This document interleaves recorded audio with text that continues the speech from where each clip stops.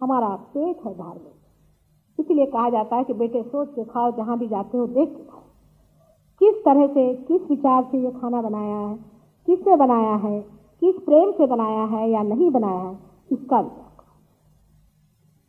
लेकिन इसका विचार हम नहीं करते हैं कि प्रेम से बनाया है या अप्रेम से बनाया। हम तो ये विचार करते हैं कि ये किसी हमारे जाति वाले ने बनाया है कि पर जाति वाले ने बनाया।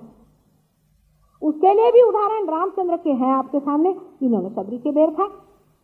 शबरी एक बुद्धि भीनी औरत। आप ही सोचिए, आप में से कितने हैं जो उसके झूठे बेर खा सकते हैं?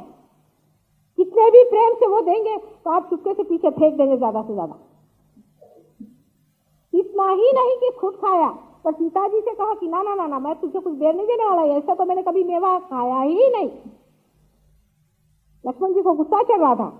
पहले लक्ष्मण तुम जरा खा लो तो थोड़ा गुस्सा कम हो जाएगा। जिसने भीलनी के बेर खाए वो राम कहाँ गए? सुबह शाम राम राम करते हैं और जाति पाति का फिर विचार करके हम खाना नहीं खाते। और किस चीज का विचार करके हम खाना खाते हैं उसे अगर सोचा जाए तो हमें यह देखने में आता है कि हम प्रेम धर्म का विचार नहीं करते। धर्म सिर्फ प्रेम का ही है। अगर आपके पेट में प्रेम नहीं है तो आप में कोई सा भी धर्म नहीं। सबसे बड़ा धर्म प्रेम का है, जिसको कि इन बड़े बड़े गुरुओं ने अपने अंदर बसाया। और जब कुंडलिनी आपके नाभि चक्र में से गुजरती है तो आपके अंदर आलोकित हो जाता है वो प्रेम, और आप दूसरों के प्रति उस प्रेम से देखते हैं। देखिए हमारे रोजमर्रा के व्यवहार में भी माँ क्या करती है? उसको ये चिंता होती कि मेरे बच्चे ने खाना नहीं खाया, भाई मैं कैसे खाना खाऊं, मेरा पेट अकुला रहा, अभी तक खाया नहीं, सुबह से गया है, पता नहीं कहाँ रह गया, मेरा पेट अकुला रहा। उनका सर नहीं अकुलाता, उनका पेट अकुला रहा है, पता नहीं क्या करूं, मैं खाना नहीं खाती जब तक वो नहीं आएगा। जब मनुष्य का प्रेम कहीं परेशान होता है तो उसका खाना छूट जाता है। इसलिए धर्म में प्रेम का खाना खाइए। जो मनुष्य आपको प्रेम से खाना दे उसे स्वीकार करें। और प्रेम शक्ति ही सबसे बड़ी सस्टेनेंस पावर हमारे अंदर परमात्मा ने दी है। जितनी प्रेम की शक्ति मनुष्य के अंदर में है उतनी किसी भी जानवर में नहीं है। इस प्रेममय शक्ति को हम जागरूक न करके अपने को किस तरह से हर समय बर्बाद करते रहते, इसका अगर विचार हम लें तो हमारे समझ में आएगा कि अगर कुंडलिनी नहीं उठ रही है, हमारे अंदर अगर फैनेटिसिज्म है और हम एक ही धर्म को बहुत बड़ा रखते हैं तो कुंडलिनी नहीं उठती। मैं क्या करूं? अगर आप फैनेटिक हैं तो आपकी कुंडलिनी नहीं उठेगी, आपकी नाभि चक्र पकड़ेगा। अगर आप खाने के मामले में फालतू की बातें सोचते हैं और प्रेम की बात नहीं सोचते तो आपकी कुंडलिनी नहीं उठेगी। अब एक और चक्र के बारे में बता करके मैं फिर बाद में कल बताऊंगी और चक्रों के बारे में, जिसे स्वाधिष्ठान चक्र करते हैं, जिससे हम विचार करते हैं, आगे का प्लानिंग करते हैं और सोचते हैं। वो स्वाधिष्ठान चक्र चारों तरफ हमारे घूम करके और हर एक चीज को सृजन करता है, क्रिएट करता है। अब ये चक्र आजकल के जमाने में हमारे लिए बहुत जरूरी है, क्योंकि हम लोग प्लानिंग कर रहे हैं। हर एक चीज का हम सुबह शाम तक प्लानिंग ही करते रहते हैं, माने फ्यूचर में जाने की बात। ये तो ऐसा ही हुआ कि रास्ता देखा नहीं है, पहले से आपने अपनी स्टीयरिंग व्हील मोड़ के रख दी। भाई पहले रास्ता तो देखो कैसा आ रहा है, जहां जैसे मुड़ेगा वहां चलो। पहले से प्लानिंग करने वाले लोग हमेशा डायबिटीज के बीमार हो जाते हैं। हम लोग डायबिटीज एकदम ठीक करते हैं, पर कल सब डायबिटीज वालों को मत ले आना, एकदम 100% ठीक हो सकता है। क्योंकि जो आदमी एक चक्र का इस्तेमाल एक ही चीज के लिए बहुत ज्यादा करता है, उसमें इम्बैलेंस आ जाता है। उसकी जो लेफ्ट साइड है वो वीक हो जाती है। लेफ्ट साइड में हमारे पैंक्रियाज है, हमारे स्प्लीन है, किडनीज है, वो सब सफर करते हैं। जो आदमी बहुत ज्यादा प्लानिंग करता है उसको डायबिटीज हो सकता है, स्प्लीन की बीमारी हो सकती है और उसको किडनी की बीमारी हो सकती है, उसको यूट्रस की भी बीमारी हो सकती है। क्योंकि यही चक्र है जो कि हमारे पेट का जो मेद है, जो फैट है, उसको सप्लाई करता है हमारे ब्रेन के लिए कि हम उसे इस्तेमाल करें हमारे सो कॉल्ड थिंकिंग और प्लानिंग के लिए। अब आप कहेंगे क्या आप प्लानिंग नहीं करना चाहिए? मैंने कहा बिल्कुल भी नहीं। मैं तो कहती हूँ बिल्कुल प्लान नहीं कर, क्योंकि प्लान करने वाला दूसरा है। तुम जितना प्लान करोगे उतना ही वो जीतेगा। Man proposes and God disposes. बहुत सालों से हम लोग याद करते आ रहे हैं, संकल्प विकल्प करोति,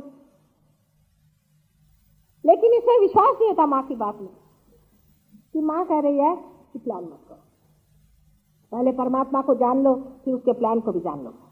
एक उदाहरण बताते हैं हमारे, अब चमत्कार ही है समझ लो। लंदन में एक मुसलमान थे अल्जीरिया के, जमील नाम था उनका, वो लंदन आए थे और बहुत बेचारे परेशान रहे। 6 महीने तक अपनी स्कॉलरशिप के लिए दौड़ते रहे यूनिवर्सिटीज में, उनको नहीं मिली स्कॉलरशिप। तो आए बड़े निराश होते कि माँ मैं जा रहा हूँ, अब मुझे आपको छोड़ के जाना पड़ेगा, मैं जा रहा हूँ अल्जीरिया। उन्होंने 500 मुसलमानों को अल्जीरिया में पार किया हुआ है। तो मैंने कहा क्यों, क्या बात है? कहने मुझे स्कॉलरशिप नहीं मिली तो मैं जा रहा हूँ। मैंने कहा कब जा रहे हो? कहने गुरुवार को। मैंने कहा रुक जाओ, मंगलवार को चले जाओ। उसने कहा कि माँ ने कहा तो रुकना है? कहना हाँ मैं सब कैंसिल करता हूँ, मंगलवार को जाऊँगा। जैसे ही सोमवार को वो यूनिवर्सिटी में पहुंचे उनको मिल गई थी स्कॉलरशिप।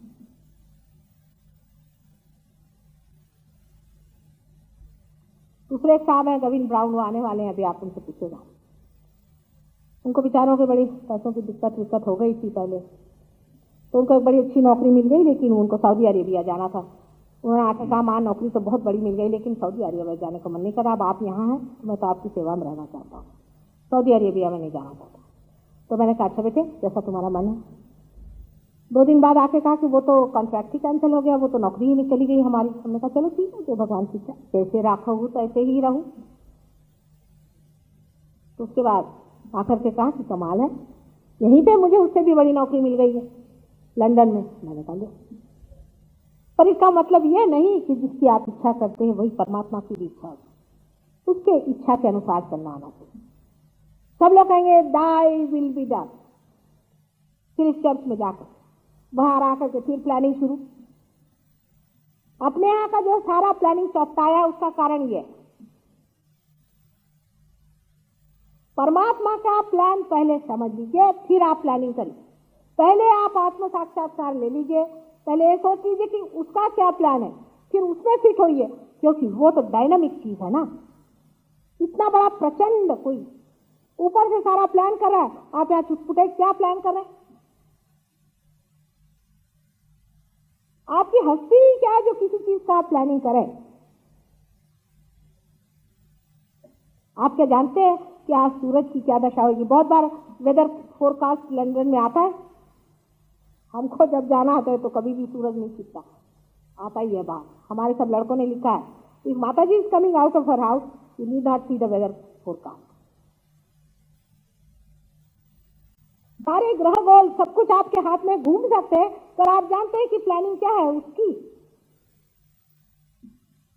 आप घर से निकले, रास्ते में मोटर फेल हो गई, सारा प्लान ही फेल हो गया, आप बैठे रोते हुए, और प्रैक्टिकल भी नहीं होता। जैसे कि आपने प्लान किया कि सवेरे उठ करके और मैं 9 बजे की ट्रेन लूंगा और वहां से मैं वहां पहुंचूंगा, उनसे मिलूंगा, फिर उसके बाद वहां जाऊंगा, फिर उससे वहां मिलूंगा।